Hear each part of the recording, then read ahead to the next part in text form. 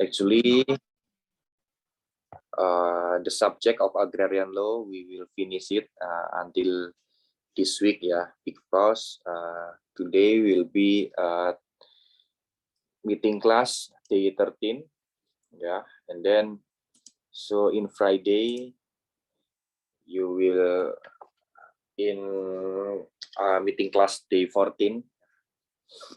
So in Friday it will be the last day before the mid exam. Okay, please I also remind to the students that all the materials that I have given, it is not enough, and it is still a lot of materials outside. Yeah, so please buy the books or also download the ebooks, or you can also read some articles related to the agrarian law subjects. Yeah, at least for the mid exam, yeah, at least there will be more on this point, yeah. So you have to understand and able to know the background or development of agrarian law, yeah, and then the systematic of land tenure based on UUPA or pre-independence, independence, or after the enactment of UUPA, and then land rights, and then the land registration. So at least for of this point, you have to complete, yeah, and also to understand before joining the exam, the mid exam. I hope all of you will be success. Yeah. Okay, so there is 2 days, yeah, ahead, 2 days, and tomorrow, and also tomorrow you have to present your finding also. I already input the assignment into the Google Classroom. You can go by individual, or you can go also as a team, yeah. That's up to you. This is also as a last assignment before the mid exam. So every each assignment I will count as a number. If someone of you might be fail or might be not good in doing the assignment, at least or the exam, yeah, at least those of the assignment can help you to improve more your score, yeah. Okay, I think that's for the introduction. So we starting, yeah, the day 13th.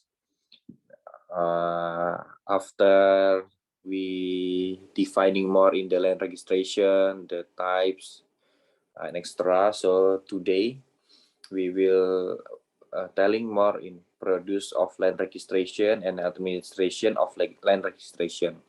Of course, in the Friday, in the next tomorrow, we still discussing on land registration, and also because tomorrow is the last meeting. So if you have some or any question before, yeah, so just mention it, yeah, in the next meeting.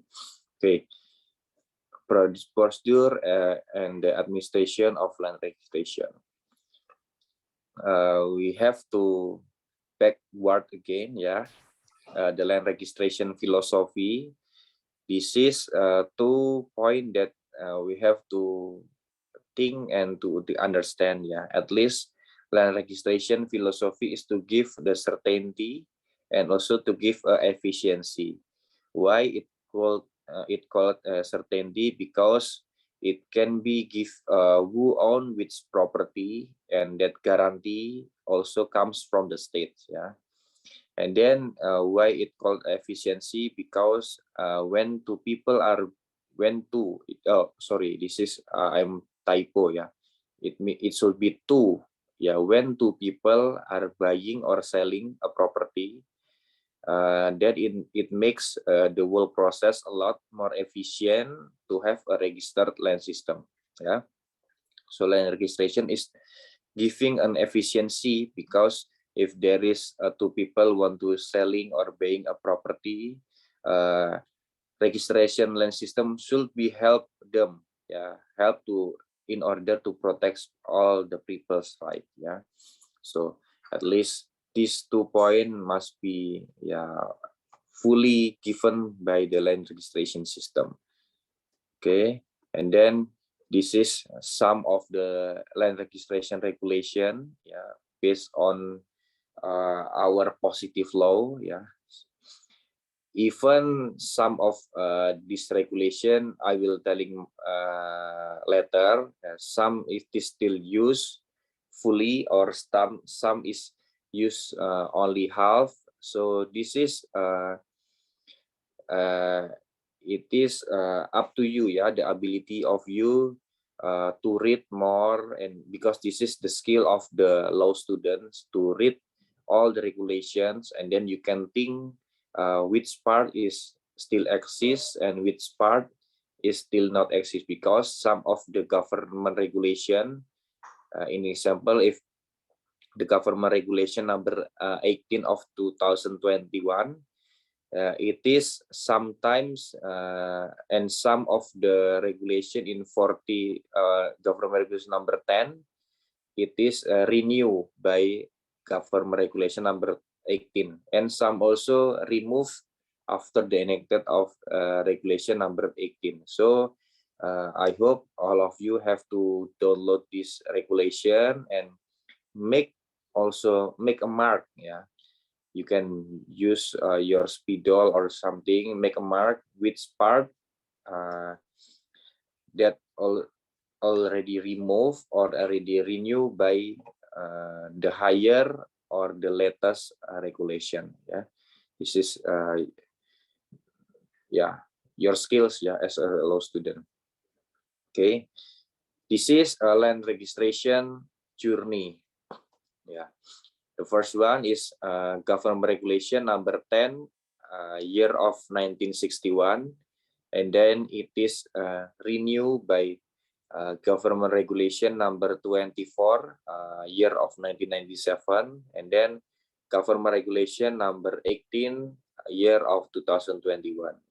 But in this point, in this topic, only for land registration, all of this regulation is still exists.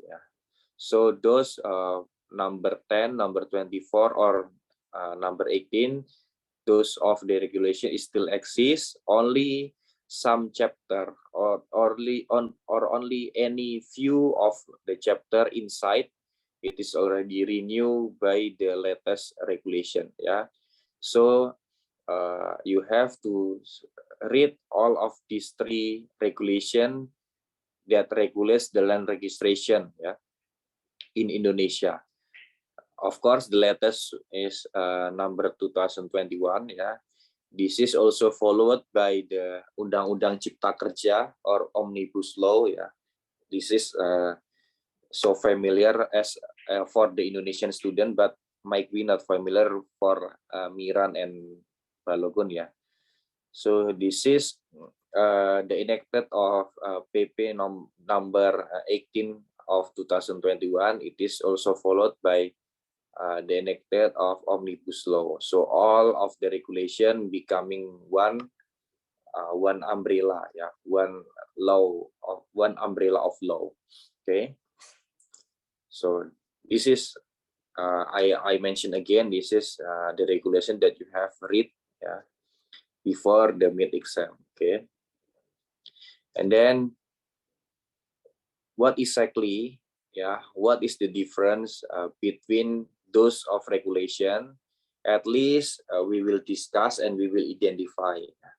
The first one is relating to the announcement of physical data and juridical data. The previous one in government regulation number 24 of 1997, the systematic land registration, the announcement is for 30 days. So previous regulation is 30 days. But after the enacted of government regulation number 18, the systematic land registration only need 14 calendar days of announcement. Yeah. It means that systematic land and sporadic land is when some of the owner of the certificate, they want to registering their land, yeah, and then systematic land is land registration in one area, yeah. So after the government register all the land in one specific area, and then nowadays the recent regulation, they only need 14 calendar days, yeah. So after 14 calendar day, and then no one claim and or no one do it, yeah, no conflict, yeah, no nothing effect, nothing bad effect after the issuing the certificate. So it means all the data in the certificate is valid, yeah, and then it can be used for those owner who own the land. Yeah, this is for systematic land registration, but also for sporadic land registration in the previous regulation, it needs at least 60 days of announcement. But after the new regulation, it's only need 30 calendar days of announcement. Sporadic, you have to remember again, yeah. Any of you remember? Yeah, please read again. So sporadic is a types of land registration uh, for individually, yeah. So it's individual, yeah. But systematic land registration is in a specific area and also doing by the government. I think this is I already mentioned in the previous meeting, so you have to remember, yeah, and you have to remind again.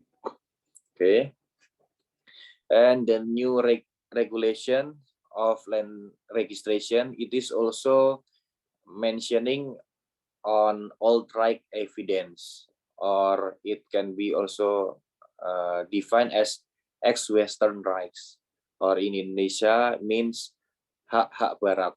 Ya. So every old rights or every written evidence of the ex-Western rights, so it is declared as invalid. Yeah. And all the status becomes land that controlled by the state. So after the enacted of the regulation number 18 of 2021, this is you have to remember all the written evidence of ex-Western rights is declared as invalid, and the status becomes directly controlled by the state. Even the government still giving a chance, yeah, for those individual who own land registration based on the ex-Western, at least if they want to register their land to the land office, they have to bring two witnesses, or in Indonesia dua saksi. Yeah. They have to bring the two witnesses that independent and also responsible for the civil and criminal. Yeah, it means for the criminal aspect and also for civil aspect. So two of these witness, they can giving a proof, yeah, or they can also at least take a responsibility in the civil aspect or in the criminal aspect, yeah. And then beside that also they have to make a proof that the land is really the property that the person is concerned, and then not someone else property, and then the status is the land is directly controlled by the state, not controlled by the adat, yeah, or the customary. And then those who own is physically controlled land, it means that he or she is truly living physically, yeah, not only controlled by but physically living in those land, and then also he own and he control the land with the good faith, yeah, or itikat baik, and then all openly by the person concerned as the person entitled to the land. And the last one is the control is not disputed by the other party. Okay, and then beside the regulation is mentioning on the ex-Western, it is also mentioned on former traditional property. Yeah, so every written evidence of the ex-customary land, yeah, we already defined kiri, yasan, grand sultan, pesini, etc. that are owned by individuals. It must be registered within a maximum period of 5 years from the enactment of Government Regulation number 18 2021, ya. Oke, wait.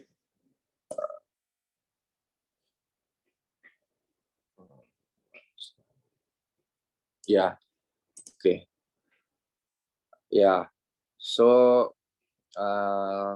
because the enacted of the Government Regulation number 18 of 2021 is regulated into February of 2021, ya. So it means after the enacted of Government Regulation number 18 of 2021, maximum period of 5 years, they have to go to the land office and register their land, yeah. Or if not, and then in the even period of time expires, so all the written evidence of ex-customary land is declared as invalid, yeah, and cannot be used as a means of proving a land rights, yeah. But it still can use as guide, but only as guide, yeah. So guide is the more low level, low level as approving for the land registration, yeah. It means if only as a guide, so they have also giving more any proof, yeah, more proof to register, because those written evidence already expires after 5 years maximum, yeah. So those are the main, yeah. The first one is telling on written evidence on ex-Western. It means from the Dutch colony and extra, and then in this one is written evidence of ex-customary land, yeah, because Indonesia in the pre-independence, yeah, or the day of before independence, there are a lot of customary law communities, yeah, and they more recognizing some of the types of customary land law, yeah.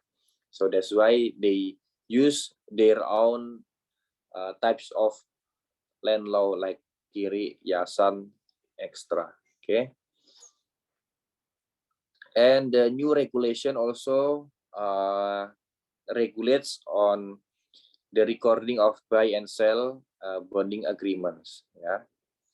So an agreement made by a prospective sellers and prospective buyer of land or building as an initial binding before the parties make a sale purchase deed or akta jual beli. AJB is akta jual beli in front of the land deed making official or pejabat membuat akta tanah. So it means if we learn on the previous regulation, every transfer or every land registration, it is only all about transfer process, yeah. It means like buying or jual beli, or it is as a grant or hibah, yeah, or extra. But or according to the new regulation, they can also registering bonding agreements, or they can registering perjanjian jual beli, ya. So perjanjian jual beli is an initial agreement before the signing of a sale and purchase deed, or before the signing of akta jual beli. So in this area, yeah, because in some cases they cannot continuing to signing a sale and purchase deed. In some cases, because in the example, maybe the certificate is still in the conversion process, or in example, if the buyer is not pay the full of the money, yeah, it means in example, maybe the sale purchase is 1 million, yeah, or 1 billion, but the buyer only pay a step, yeah, only 200 in until 5 years. So they, because if the pay of the land is still uh, not paid off or not lunas, yeah, not cash, all cash, so they have to make another agreements. It means it calls PPJB or perjanjian jual beli, yeah. So in this point, the land office giving a certainty also for the buyer and also for the seller, yeah.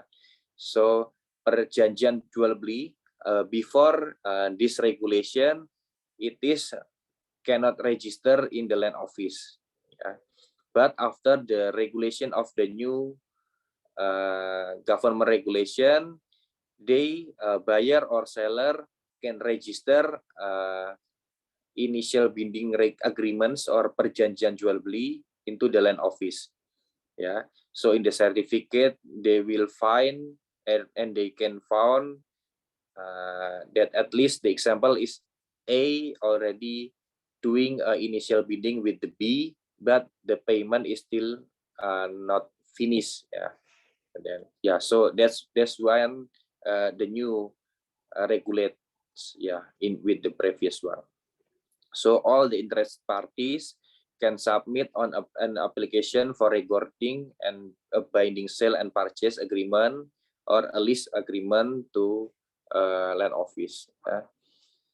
And another's also due to the new regulation is object of the court. Yeah. So interest party can apply for registration to the land office by submitting a copy of the judge or court decision. And in the other side, notes will be deleted automatically within 30 calendar days from the date of recording, or if the party revokes before the period ends. Yeah. This is different with the previous regulation because the days of the calendars, yeah, then this is more short.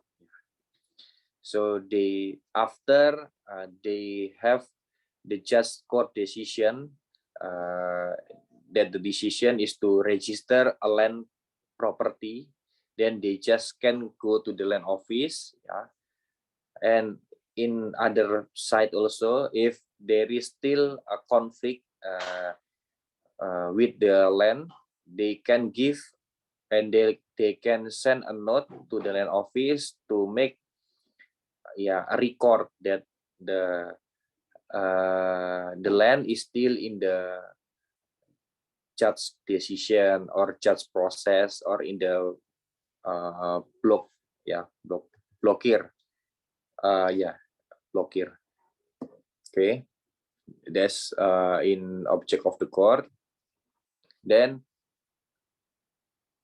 how about the registration or transfer of the rights to agricultural land? Yeah, this is still same with the Article 1 in the Act number 45 of 1960. Yeah, so it is regulates that a person or person whose livelihood is a family together are only allowed to control agricultural land whether it is their own or someone else, or wholly control not more than 20 hectares, either rice fields, dry lands, or rice field and dry land. This is to regulate that every subject, every persons that are living as a family, they only allowed to control an agricultural land not more than 20 hectares. But I think recently, I think it's hard, to find someone who own 20 hectares. I think nowadays they only owning, maybe maximum 10 hectares, or only below 2 hectares or 5 hectares, because lands becoming a little, because so many population. But this is to giving a certainty, at least that protect the monopoly of the owning of agricultural land. And then in the other side also the regulation on the transfer of rights to agricultural land. So except of the distribution of inheritance is prohibited if the transfer of rights result is the emergence or continuation of ownership of land with an area of less than 2 hectares. The prohibition doesn't apply if the seller only owns a plot of land within an area of less than 2 hectares and the land is sold at once. So this regulation to make sure that those who are only owning an agricultural land, but not more than 2 hectares, they cannot sell. How to say? Cannot sell the part. Cannot sell only half. It means if Andy, you own 2 hectares agricultural land, so you cannot sell only 1 hectare to another people's, because this is to protect that all the people who own an agricultural land, it is using correctly and also giving to those who are really mengerjakan, which really do as the agriculture. But in another position, if you really want to sell your agricultural land, you have to sell all the total of the plot of the agricultural land. So you cannot divide, only sell half, it means, or 1 hectare. So but if you sold all at the once, it can be, so this is in the other sense to protect the agricultural land also, but also to protect the welfare of the peasants, or welfare for the farmer, and etc. Because at that time, the philosophy, if a farmer they own at least 2 hectares, they can be welfare and extra, But if they only own below of the 2 hectares, it might be quite hard. But because this is the regulation, but maybe in the next area, the next year or day by day, might be it can change, because we said before, because the land is more shorter and more little, yearly, so I think it's quite hard, to implement this regulation, but at least, this is the regulation that nowadays, okay. The next one, the regulation of the government regulation of 18 of 2021, this is the latest regulation on land registration. It is also telling more in ownership of staying house by foreigners. So this is a regulation for Miran and Balogun. If two of you want to buy a house, or land ownerships in Indonesia. In this point, the government regulation number 18 of 2021 is already abolish, or dismiss the previous regulation in government regulation number 103 1OT of 2015. So you have to download all of this, and see the difference, or see what regulates before and what they renew. So at least this is the red one. It means it is not used anymore. And then all the regulation is changed into government regulation number 18 of 2021.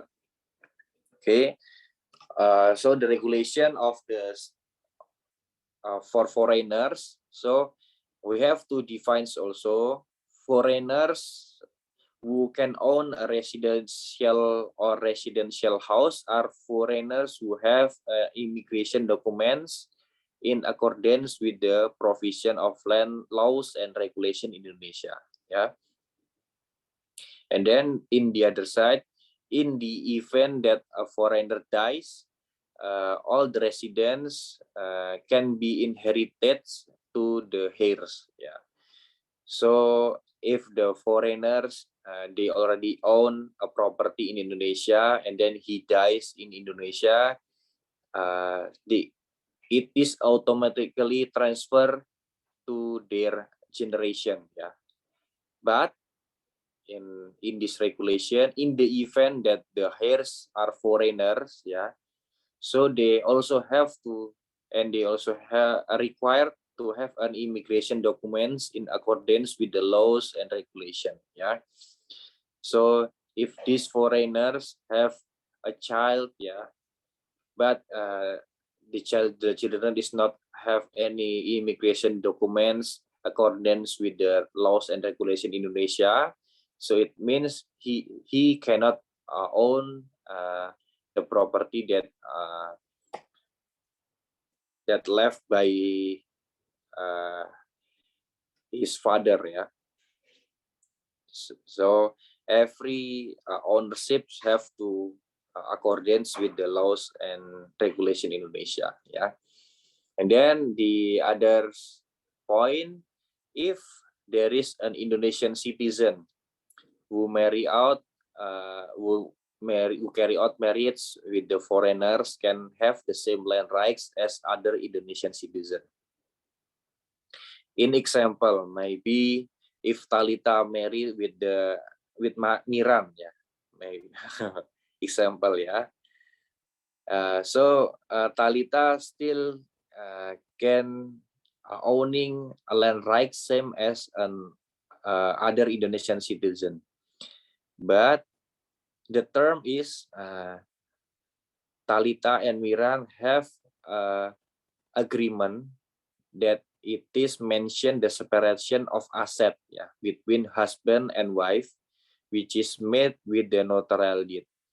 So as we know, if you follow the hukum keluarga, if you already married, if a man and married with the woman, then all the asset is become one, except those who are make an agreement of the separation of the asset. So it means if Indonesian citizen, Indonesian woman marry with the foreigners without an agreement of the separation, it means the Indonesian citizen, she is not allowed to own same land like other Indonesian citizens.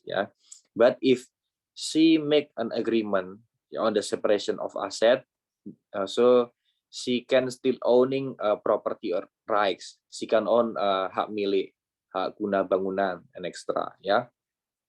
So this is to separate, how actually if Indonesian citizen marry with the foreigners,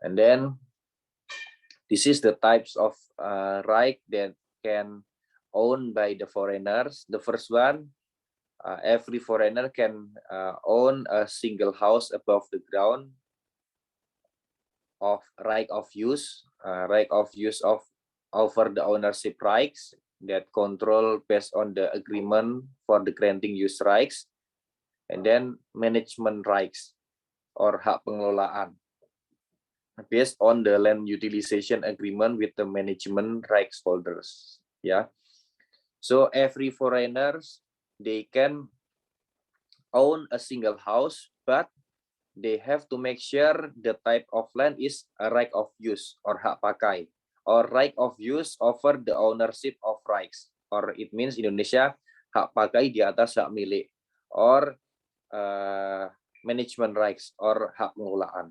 So if the single house is not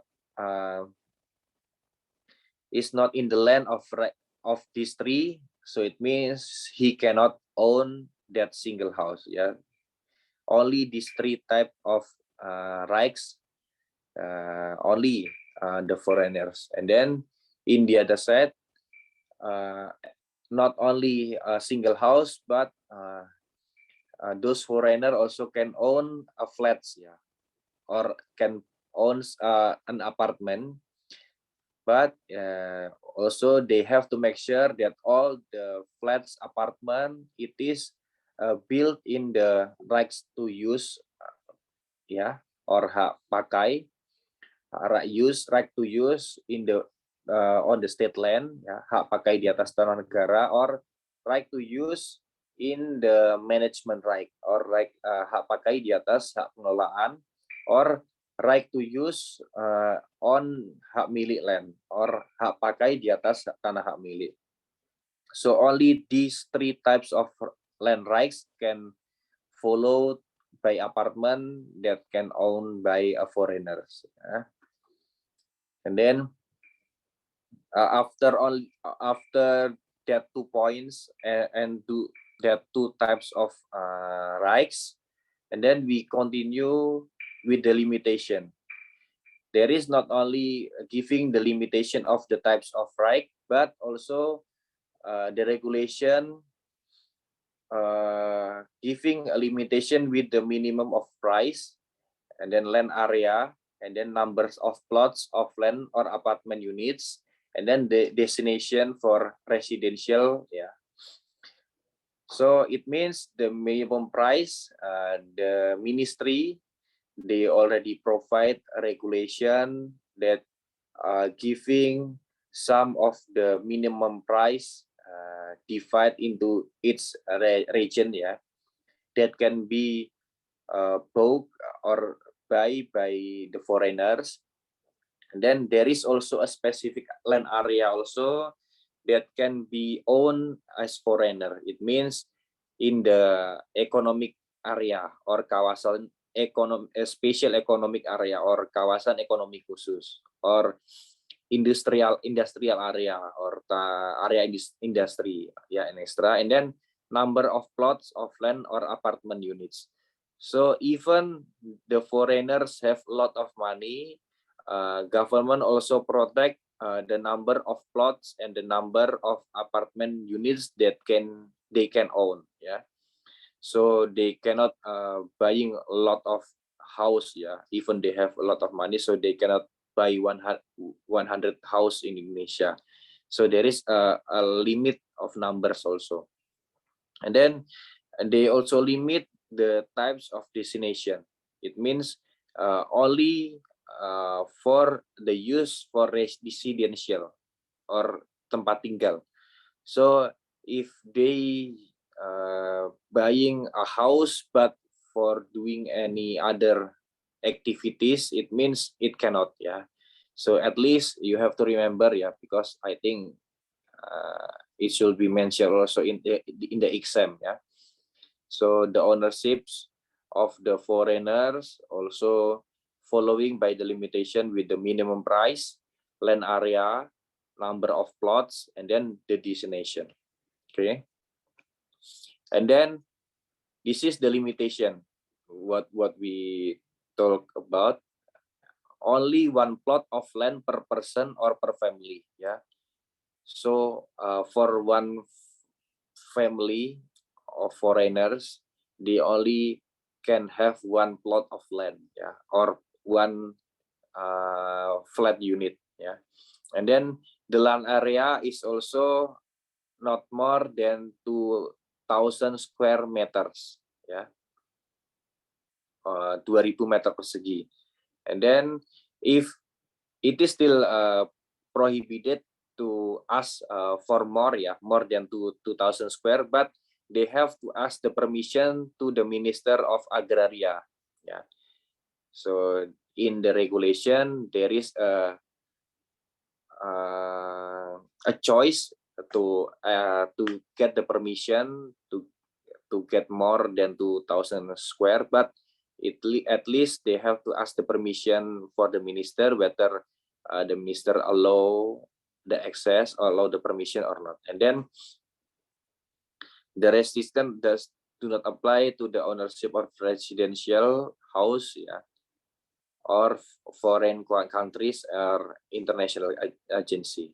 It means all these types of restriction, it is only applies for those who are individually or for those who are family, but it is not it is not regulated for those who are international agency or embassy, yeah, or residential house, but they are working as embassy, yeah.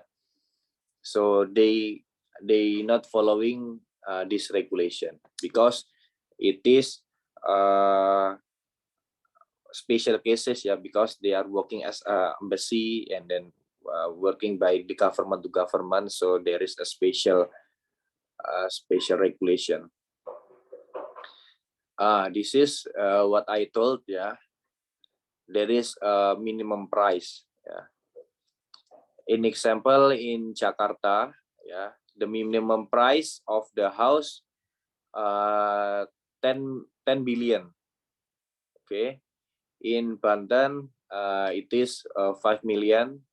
In Jawa Barat 5 million, Jawa Tengah 3 million, ya. In Yogyakarta 5 million, ya. So Miran and Balogun, if you want to buy house in Yogyakarta, at least the minimum price is 5 million rupiah, ya. Not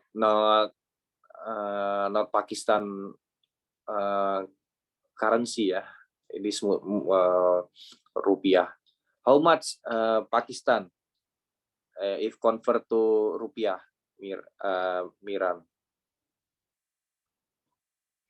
Miran is joining, ya, or not? Yeah, or Balapun. How much in your country rupiah divide to rupiah? Yeah, I'm not sure because you can calculate, yeah. And in Kalimantan is 2 billion, Sulawesi 2 billion extra, and then also for apartment, yeah, or for the flat, it is more lower than a house, yeah. So foreigner can own apartment with the minimum price is 3 million, and then in Banten is through 2 billion, yeah. In Yogyakarta is 1 billion and extra. This is at least the latest, but actually I think there should be a new regulation, yeah, after the enacted of omnibus law. They told that there is a new specific price, yeah, related to the new regulation. But I think at least this is can giving at least the imagination or the information regarding to the price minimum. Okay. So this is what we told, that if the foreigner or the heirs who are foreigners are no longer domiciled in Indonesia, then within 1 year they must relinquish or transfer the rights to other parties who meet the requirements. This is same like the other regulation. So it means if the foreigners already back to their country, yeah, and then at least 1 year she have to transfer to another person that are meet the requirements, or if they fail, it means the land is is owned by the state, giving back to the state. This is the two conditions. If there is no release or transfer, the first one is the house is auctioned by the state. Yeah, if it is built on the land with the right of the use, it means dilelang ya. So the state akan melakukan lelang. The house is auctioned by the state if the land is by the state. Yeah, but in the other side, the house if the house can be belongs to the holders of the rights to the land. If the land is in the right of use on the property rights. So kalau tanahnya ini di hak milik atas tanah, ya hak pakai di atas tanah hak milik. So if it is expired, so the house will be belong to the holders of the rights. It means the holders of the property rights. Okay. This is to giving the definition, yeah. Those foreigner who can own a property in Indonesia, those who are a person who is not an Indonesian citizen, but their existence is provide the benefits, conduct a business or works or invest in Indonesia. Yeah, only this type of person. So if a foreigner only staying 3 days in Indonesia for holiday, so it means cannot accept as person who want to buy. Yeah, so they have to giving any proof that they are provide the benefits, conduct a business, or make a works or invest in Indonesia. And then residential houses or dwellings owned by foreigners can be used as debt collateral by being burdened with mortgage rights. Means if the foreigners already own a property in Indonesia, they can ask to the bank Indonesia to borrow some money. Yeah, it means their property can use as a debt collateral. Yeah, and then as a mortgage rights. Yeah. Yeah, I think that's all for today. Yeah. So we already telling more in land registration. Yeah. So tomorrow will be the last meeting before the mid exam. Yeah. But we will also telling on land registration. I think that's all. Yeah. No questions so far. Sir, I have a question. Yeah. Who is it? Balokun or Faidat, sir. Oh yeah, okay, yeah. Sir, concerning the assignment that you gave to them, because I'm not in Indonesia, should I just write about the land registration center in Nigeria? Yeah. You can. Yeah. Okay. Yeah, you can make a presentation. Yeah. So everyone who are still you are already in Indonesia, please make. Yeah. You can make a date as a team, or you can just go individually. Yeah. I think everyone already get the notification. Yeah. So this is only Noval not joining the class. Yeah. Okay. So Andi, Faidat, Farhan, Miran, Talita, so you already know the assignment, yeah. I think that's all. If no question, yeah. Good luck for the fasting month, and hopefully we will get more success. Yeah. I think that's all for today. So we close the meeting class with Alhamdulillah, Alhamdulillahirobbilalamin, and then see you in the next meeting class. Ya. Thank you. Wassalamualaikum warahmatullahi wabarakatuh. Waalaikumsalam. Ya, Thank you, sir. thank you.